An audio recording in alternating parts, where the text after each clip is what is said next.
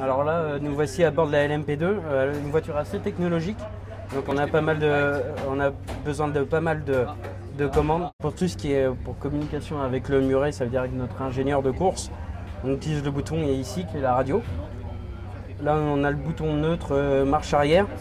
On appuie une fois ici et on a la palette derrière pour changer la vitesse. Là on a tout ce qui est au niveau de la boisson. On est relié avec notre casque ici.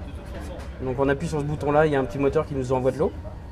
Là on a par rapport à l'essence, parce que c'est un calcul automatique avec l'essence consommée et non pas une jauge habituelle qu'on retrouve dans une voiture de série. Donc là on fait une remise à zéro à chaque fois qu'on fait le plein. Là on a lave-glace, essuie-glace. Là on a des réglages châssis vraiment, nous pilotes on l'utilise pas mais c'est vraiment pour les ingénieurs quand on est vraiment à l'arrêt pour essayer différentes choses. Là, on a le réglage de la dureté de la direction, donc on arrive à régler notre direction assistée. Ça, c'est la pédale, au niveau de la pédale d'accélération. On a plusieurs modes, généralement 5, pour les différentes sensibilités de la pédale d'accel.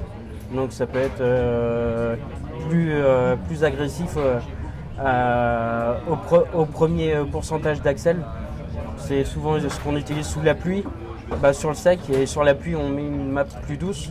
Là on a la map moteur où on délivre plus ou moins de puissance.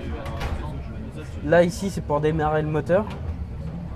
Pour l'éteindre, là on a ici les phares ainsi que les pleins phares. On appuie une fois, ça clignote 3 fois. On reste appuyé longtemps, on allume les phares. Là on a ce qu'on appelle la procédure de full course yellow.